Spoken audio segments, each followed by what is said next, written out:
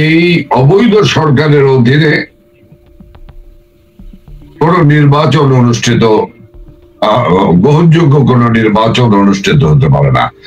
সংখ্যাগরিষ্ঠ জনগোষ্ঠী, সংখ্যাগরিষ্ঠ রাজনৈতিক দল বাংলাদেশ আওয়ামী লীগকে বাদ দিয়ে কোন নির্বাচন বাংলাদেশে হবে না, হতে দেওয়া হবে না। এই সরকার এসেছে মুক্তিযুদ্ধের ইতিহাসকে হত্যা করার জন্য, মুক্তিযোদ্ধাদের হত্যা করার জন্য, মুক্তিযুদ্ধে নেতৃত্ব দানকারী আওয়ামী লীগকে নিশ্চিহ্ন করার জন্য। আওয়ামী লীগকে নিশ্চিহ্ন করে দেবেন। আওয়ামী লীগকে নিশ্চিহ্ন জেনারেল আইয়ুব খান 1958 সালে নিষিদ্ধ করেছিল, নিশ্চিহ্ন করতে পারেনি। করায় গন্ডায় যারা আমাদের পবিত্র 32 নম্বরকে ভেঙে দিয়েছে, বুলডোজার দিয়ে মাটিতে মিশিয়ে দিয়েছে, করায় গন্ডায় তার হিসেব বুঝে আমাদের যাদেরকে হত্যা করেছে, যাদের বাড়ি পুড়িয়েছে, সব তালিকা আমাদের কাছে রয়েছে। এই তালিকা ধরেই আপনাদের কাছ থেকে আমরা এর করায় গন্ডায় আমরা হিসাব বুঝে নেব ইনশাল্লাহ। আমি আপনার মাধ্যমে, এই বেঙ্গল নিউজের মাধ্যমে সবার কাছে আমি আকুল আবেদন জানাবো, আপনারা 13 তারিখকে সামনে রেখে আপনারা ঐক্যবদ্ধ হন। আপনার ঢাকায় আমরা 13 তারিখে আমরা লকডাউন দিয়েছি, লকডাউন, সকাল সন্ধ্যা লকডাউন। সেই লকডাউনকে সফল করার জন্য আপনারা ঝাঁপিয়ে বলুন। 10 তারিখ থেকে 10, 11, 12, 13 যেন রাজধানী ঢাকা শহর যেন আমাদের দখলে থাকে, জয় বাংলার দখলে, মুক্তিযোদ্ধাদের দখলে। আমি শেষতর আপনার মাধ্যমে বলে যেতে অনুরোধ রাখতে চাই, দেশের শিল্পী, সাহিত্যিক, শিল্পী, সাংস্কৃতিক কর্মী, মুক্তিযুদ্ধের পক্ষের শক্তি সকলকে আসুন। এই দেশ আমাদের, এই দেশ কোন স্বপ্ন প্রদত্ত মহৌষধ নয়, বা কোন দলিল দস্তাবেজের মধ্য দিয়ে দেশ আসেনি। 30 লক্ষ লোকের রক্তের বিনিময়, 3 লক্ষ মা বোনের সম্ভ্রমের বিনিময় যে বাংলাদেশ স্বাধীন হয়েছে, সে বাংলাদেশকে মুক্তিযুদ্ধ বিরোধী শক্তির কাছে আত্মসমর্পণ করতে পারে না। কাজেই আমাদের লড়াই আরেকটি মুক্তিযুদ্ধের লড়াই। বাংলাদেশে নির্বাচন নিয়ে যে আলোচনা উঠেছে এবং নির্বাচন বলা হচ্ছিল যে ফেব্রুয়ারির প্রথমার্ধের মধ্যেই জাতীয় নির্বাচন অনুষ্ঠিত হবে। মোহাম্মদ ইউনূসের নেতৃত্বাধীন অন্তর্বর্তীকালীন যে সরকার ক্ষমতায় আছে এখন বাংলাদেশে, তারা কিন্তু এটি বলে আসছিলেন, কিন্তু বিভিন্ন মহল থেকে এই নির্বাচন আয়োজনে অনিশ্চয়তা, সন্দেহ তৈরি হয়েছে। এবং আপনি জেনে থাকবেন যে আজকে যে বিএনপি এতদিন এই সরকারকে অন্ধভাবে সমর্থন দিয়ে আসছিল, সেই বিএনপির ভারপ্রাপ্ত চেয়ারপারসনও বলেছেন যে আসলে এমনটি হবার কথা ছিল না, এবং উনি একটি সন্দেহের আশঙ্কা জানিয়েছেন। উনি বলেছেন যে একটি অগণতান্ত্রিক অপশক্তি আর কাছে বিনা শর্তে আত্মসমর্পণ করতে হয় কিনা, এ ধরনের একটি আশঙ্কার কথাও কিন্তু তারেক রহমান বলেছেন। সার্বিক বিষয়ে নির্বাচন নিয়ে আসলে ফেব্রুয়ারির প্রথমার্ধে নির্বাচন হবে কিনা আপনারা কি মনে করেন? দেখেন, ধন্যবাদ তুষার।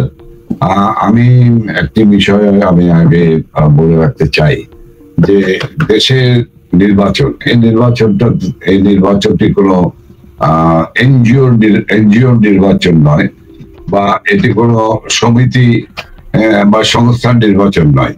এটি দেশের দেশের নির্বাচন নিয়ে আমরা কথা বলছি। সেই দেশের নির্বাচনটি কার অধীনে হবে? দেখেন, আমি বাংলাদেশ আওয়ামী লীগের একজন কর্মী হিসেবে আমি বলতে চাই যে মাননীয় প্রধানমন্ত্রী শেখ হাসিনা স্থান পরিবর্তন করেছেন, কিন্তু তিনি পদত্যাগ করেননি। তিনি এখনো সাংবিধানিক ভাবে বৈধ প্রধানমন্ত্রী। দেশের নির্বাচন বা যা কিছুই করতে হবে মাননীয় প্রধানমন্ত্রী বঙ্গবন্ধু কন্যা শেখ হাসিনার সঙ্গে আলোচনা করেই করতে হবে। এরপরও কথা থাকে যে কার সঙ্গে আলোচনা করবেন। আমাদের পার্টির সভাপতি বঙ্গবন্ধু কন্যা প্রধানমন্ত্রী শেখ হাসিনা কিন্তু সমস্ত বিষয়গুলি ইতিমধ্যেই জনগণের সামনে পরিচ্ছন্ন ধারণা দিয়েছেন। যে কথা আমি বলছিলাম যে এটা কোনো সমিতি বা সংস্থার নির্বাচন নয়, দেশবাসীর নির্বাচন হতে হলে কার অধীনে নির্বাচন হবে? সকল দলের গ্রহণযোগ্য একটি তত্ত্বাবধায়ক সরকারের অধীনে নির্বাচন হতে পারে। একটি অবৈধ সরকার এই ফ্যাসিস্ট খুনি ইউনূসের তত্ত্বাবধানে একটি নির্বাচন কিভাবে অনুষ্ঠিত হবে? তার সে ফ্যাসিস্ট ইউনূস, তার উপদেষ্টা মন্ডলী এবং নির্বাচন কমিশন থেকে শুরু করে নির্বাচনের সঙ্গে সংশ্লিষ্ট যারা, তারা সবই কিন্তু একটি পক্ষ। কাজে একটি পক্ষ দেশে নির্বাচন করবে, এই ফাঁকা মাঠে গোল দিবে, সেই নির্বাচন কিন্তু আমরা গ্রহণযোগ্য নির্বাচন হবে না।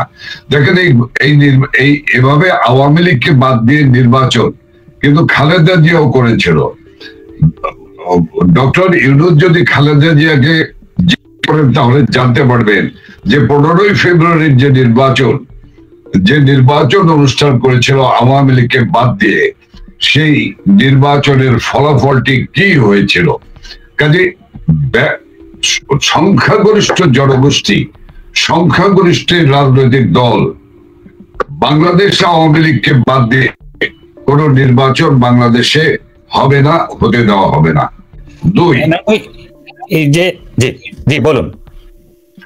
দুই, এই অবৈধ সরকারের অধীনে কোন নির্বাচন গ্রহণযোগ্য কোন নির্বাচন অনুষ্ঠিত হতে পারে না। নির্বাচন যদি অনুষ্ঠিত হতে হয় তাহলে এই অবৈধ সরকারকে পদত্যাগ করতে হবে, নির্বাচন সংশ্লিষ্ট সকল কাঠামোগুলির পরিবর্তন করতে হবে এবং একটি তত্ত্বাবধায়ক সরকার, নির্বাচনকালীন একটি তত্ত্বাবধায়ক সরকার, সেই সরকার নির্বাচন পরিচালনা করবে। আমরা বুকের জোর রয়েছে যে সেই নির্বাচনটি যদি অনুষ্ঠিত হয়, একটি দল নিরপেক্ষ নির্বাচনকালীন তত্ত্বাবধায়ক সরকার যদি হয় এবং নির্বাচনের সঙ্গে সংশ্লিষ্ট যারা, তারা যদি শতভাগ নিরপেক্ষতা রক্ষা করে, তাহলে আমি আপনার মাধ্যমে এই দর্শক শ্রোতাদেরকে সাক্ষী রেখে বলতে পারি যে বাংলাদেশ আওয়ামী লীগ শেখ হাসিনার নেতৃত্বে সংখ্যাগরিষ্ঠ একটা ভূমিধস বিজয় লাভ করবে। যদি বিজয় লাভ না করে, তাহলে আমি তওবা করে রাজনীতি ছেড়ে দেবো। ভাই, এই যে আপনি বলছেন আত্মবিশ্বাসের সঙ্গে যে আওয়ামী লীগ বিজয় অর্জন করবে, আমরা মাঠে দেখছি যে আওয়ামী লীগের নেতাকর্মীদের উপরে জুলুম নিপীড়ন চলছে, তারা রাস্তায় নামলেই গ্রেপ্তার হচ্ছেন, জেলখানায় হত্যাকাণ্ডের শিকার হচ্ছেন, এমনকি নিজের বাসার ছাদে হাঁটতে গিয়েও খুন হচ্ছেন আওয়ামী লীগের নেতারা। তো এই যখন বাংলাদেশের রাজনৈতিক নিপীড়নের পরিস্থিতি, এমন পরিস্থিতিতে কি আপনারা মাঠে নামতে পারবেন, বা আসলে এই পরিস্থিতিতে আপনি ভোটে জয়ের আশা করছেন কিভাবে বা কেন? আমি তো বলেছি এই সরকারের অধীনে কোনো নির্বাচন হতে পারে না, কারণ এই সরকার এসেছে মুক্তিযুদ্ধের ইতিহাসকে হত্যা করার জন্য, মুক্তিযোদ্ধাদের হত্যা করার জন্য, মুক্তিযুদ্ধে নেতৃত্ব দানকারী আওয়ামী লীগকে নিশ্চিহ্ন করার জন্য। এবং সে কারণেই তো সারা বাংলাদেশে হাজার হাজার আওয়ামী লীগের নেতা কর্মীকে নির্মম ভাবে, নিষ্ঠুর ভাবে হত্যা করেছে। এই মায়ের সামনে সন্তানকে হত্যা করেছে, স্ত্রীর সামনে স্বামীকে হত্যা করেছে। কারাগারে প্রায় 2.5 লক্ষ নেতা কর্মী কারাগারে নেওয়ার পর নিস্তার দেয়নি, সেই কারাগারে বসে বিনা চিকিৎসায় উদ্দেশ্যপ্রণোদিত ভাবে তাদেরকে হত্যা করছে। আপনি যে কথা বলেছেন, এই গত দিন রাতে সিলেটের সাদে যে আওয়ামী লীগের নেতাটি হাঁটতে উঠেছিলেন, তাকে কি নৃশংসভাবে হত্যা করেছে, তার পেট কেটে ভুঁড়ি ফেলে দিয়েছে, তার সমস্ত শরীর ক্ষত বিক্ষত করেছে। এই যাদের চরিত্র, তারা নির্বাচন করবে? কোনোদিনই করবে না। তবে আমি একটি কথা বলে রাখি, আপনি শুরুতে যে কথা বলছিলেন তারেক জিয়ার বক্তব্য সম্পর্কে, দেখেন আসলে এই ইউনূসকে এই ডক্টর ইউনূসকে যারা সঙ্গ দিয়েছেন, সেদিন যারা লন্ডন থেকে নির্দেশ দিয়ে দিয়ে আওয়ামী লীগের নেতা কর্মীর বাড়িঘর, লাখো লাখো আওয়ামী লীগের বাড়িঘর চালিয়ে পুড়িয়ে ছারখার করে দিয়েছে, লন্ডন থেকে টেলিফোন করে যে যে বিএনপির ভারপ্রাপ্ত চেয়ারম্যান ঐতিহাসিক 32 নম্বরকে বুলডোজার দিয়ে ভেঙে চলে বিলীন করে দিয়েছে, বঙ্গবন্ধুর সমস্ত আবর্তগুলিকে ধ্বংস করেছে, সে আবার লন্ডনে গিয়ে ডক্টর ইউনূসের সঙ্গে গাঁটছড়া বেঁধেছিলেন। আসলে এই এই এই এই এই অপরিপক্ক মানুষগুলি বাংলাদেশকে ধ্বংস করে দিল এই 14 মাসে। এই অপরিপক্ক মানুষগুলি ডক্টর ইউনূসকে চিনতে পারে নাই, বুঝতে পারে নাই। চিনতে পেরেছিলেন একজন, তিনি হলেন প্রধানমন্ত্রী বঙ্গবন্ধু কন্যা শেখ হাসিনা, যেই কারণে তিনি বহু আগে থেকে আবার দিয়েছিলেন প্রধানমন্ত্রী, প্রাইম মিনিস্টার, তিনি এই ইউনূস সম্পর্কে যে কথাগুলি বলেছিলেন জাতির কাছে, দেশবাসীর কাছে, সেটি আজকে সত্যি প্রমাণিত হয়েছে। এই মানুষটা এটি একটি অমানুষ, এটি একটি অর্থপিপাসু, এটি একটি অর্থলিপ্সু, রক্তপিপাসু। এই মানুষটি এসেছিল তার ব্যক্তির স্বার্থে সাধারণ ছাত্রদেরকে ব্যবহার করে এই দেশটায় সে তার স্বার্থ রক্ষা করে গিয়েছে। কাজেই কেবল তো বলা শুরু করেছেন তারেক রহমান সাহেব, আস্তে আস্তে দেখতে পাবেন, আস্তে আস্তে দেখতে পাবেন, আস্তে আস্তে বুঝতে পারবেন। যখন সব বোঝা ওনার শেষ হয়ে যাবে, তখন ওনাদের হাতে আর কিছুই থাকবে না করার, কিছুই থাকবে না করার। জামাতকে নিয়ে ডক্টর ইউনূসের পথ চলা এবং পথ চলবে, কিন্তু দেশটির কি হবে ভাই? আমাদের প্রিয় জননীর জন্মভূমি আজ কোথায় দাঁড়িয়ে রয়েছে বলেন? হত্যা, গুম, খুন, ডাকাতি, রাহাজানি, লুট, গার্মেন্টস শিল্প 285টি বন্ধ হয়ে গিয়েছে। 15 থেকে 17 লক্ষ নারী এবং পুরুষ শ্রমিক আজকে কর্মহীন হয়ে পড়েছে। আজকে কত বাণী ছড়িয়েছিল, কত কিছু ছড়িয়েছিল। লজ্জাহীন একটি মানুষ যে লন্ডনে গিয়েছে, সেই লন্ডনে যাওয়ার পরে লন্ডনের প্রধানমন্ত্রী যার সঙ্গে সাক্ষাৎ করেনি।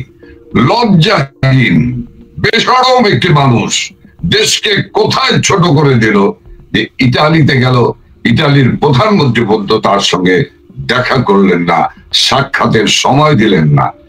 এই বেহায়া মানুষটিকে নিয়ে এই এই এই মতলববাজ এই মানুষটিকে নিয়ে আমার আলোচনা করতে আমার রুচিতে বাঁধে, আমার ঘৃণা হয়, আমার ঘৃণা হয়। কি বুঝেছেন? দেশ এভাবে থাকবে? আওয়ামী লীগকে নিশ্চিহ্ন করে দিবেন?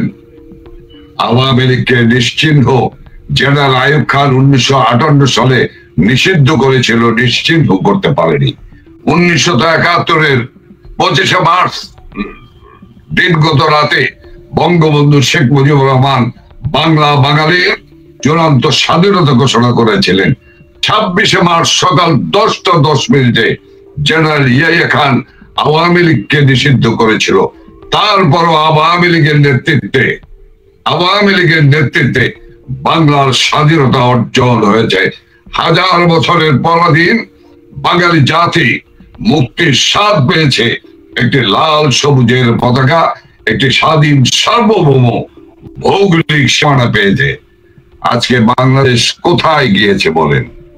আজকে চিৎকার করে বলে একজন রিক্সা শ্রমিক, কি বলে? কান পেতে সরল এলো, কি বলে রিক্সা শ্রমিক, কি বলে দিনমজুর, কি বলে নিম্ন আয়ের মানুষ, কি বলে নিম্ন মধ্যবিত্ত শ্রেণীর মানুষরা, মধ্যবিত্ত শ্রেণীর মানুষরা ক্ষয়িষ্ঠ মধ্যবিত্ত শ্রেণীর মানুষেরা কি বলে, চিৎকার করে বলে, আমরা এই দেশ ধ্বংস করে দিয়েছে ইউনূস, শেখ হাসিনাই পারে একমাত্র এই দেশকে আবার শৃঙ্খলা আনতে। তৈমুর তুষার, আমি একটি বিষয় আলোকপাত করতেই চাই নিজের থেকেই। এই দেশটি কোথায় ছিল? নেত্রী শেখ হাসিনাকে জনগণের আস্থা অর্জন করে যখন রাষ্ট্র পরিচালনার দায়িত্ব পেলেন, তার আগে ৭৫-এর ১৫ই আগস্টের জাতির পিতা বঙ্গবন্ধুকে সপরিবারে হত্যা করার পরে যে জেনারেল খনি মোশতাক, ডালিম, শাহরিয়ার নূর, জেনারেল জিয়ারা যখন ক্ষমতা দখল করেছিল, তা সেই বাংলাদেশটা ছিল রাতে রাতে গুলির শব্দ, কামানের গোলার শব্দ আমাদের কানে ভেসে আসতো। ক্যান্টনমেন্টের সেনা ছাউনিতে ছিল এক বাংলাদেশ ছিল। সারা বাংলাদেশে এই সামরিক জান্তা এরশাদ থেকে শুরু করে বেগম খালেদা জিয়া সমস্ত রাষ্ট্র কাঠামোগুলিকে ধ্বংস করে দিয়েছিল, বিশৃঙ্খলা সৃষ্টি করে দিয়েছিল। আর শেখ হাসিনা সেই বাংলাদেশের সমস্ত রাষ্ট্র কাঠামোগুলিকে শৃঙ্খলায় ফিরিয়ে এনেছিলেন। এটাই ভাল লাগে নাই। সেই রাষ্ট্র যেটা মুখ থুবড়ে পড়েছিল, মানুষ স্বপ্ন দেখত না, মানুষকে স্বপ্নবাজ করে গড়ে তুলেছিলেন শেখ হাসিনা। সেই শেখ হাসিনাকে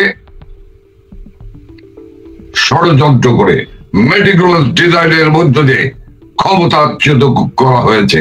এই ক্ষমতাকে শেখ হাসিনাকে ক্ষমতাচ্যুত করা হয়েছে, বাংলার 18 কোটি মানুষকে ক্ষমতাচ্যুত করা হয়েছে। সেই মানুষেরা এখন কোনো অবস্থাতেই মেনে নিতে পারছেন না। আপনি আমার প্রিয় মানুষ, সেই কারণে আমি খোলামেলা একটি আহ্বান রাখতে চাই। আসুন একটি দল নিরপেক্ষ তত্ত্বাবধায়ক সরকার দেন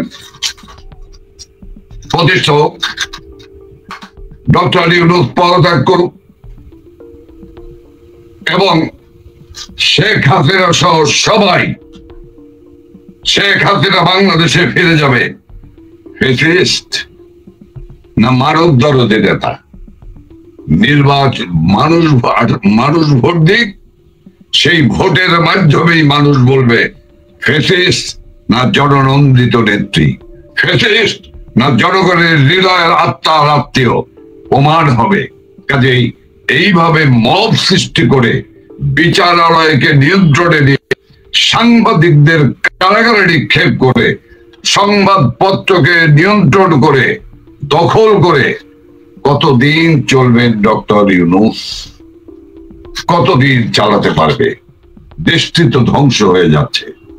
কাজেই আমি আপনাকে বলবো, আজকে যারা বলছেন যার সরকার পরিবর্তনের জন্য, যখন মার্কিন মুল্লুকের কর্তা ব্যক্তিরা বলছেন যার কোন দেশের সরকার পরিবর্তনের জন্য মার্কিন যুক্তরাষ্ট্র কোনো অর্থ ব্যয় করবে না, তখন কি বুঝতে বাকি যে তারা বাংলাদেশের সরকার পরিবর্তনে তারা যে এই ইউনূসকে সামনে রেখে বাইডেন প্রশাসন হাজার হাজার কোটি টাকা বিনিয়োগ করে ইনভেস্ট করে আমাদের জনগণের সরকারকে পরিবর্তন করেছে।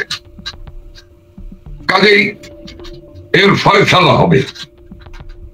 মনে রাখতে হবে, বাংলার জনগণ এর প্রত্যুত্তর দিতেই হবে তাদের বাঁচার প্রয়োজনে, তাদের জীবন জীবিকার প্রয়োজনে, তাদের সন্তানের শিক্ষার প্রয়োজনে, তাদের সন্তানের ভবিষ্যতের জন্য। কৃষককে ছাপিয়ে পড়তে হবে, কারণ কৃষক তার ন্যায্য মূল্য পায় না, কৃষক সার পায় না। সার পাওয়া যায় আজকে জামাতের কার্যালয়ে।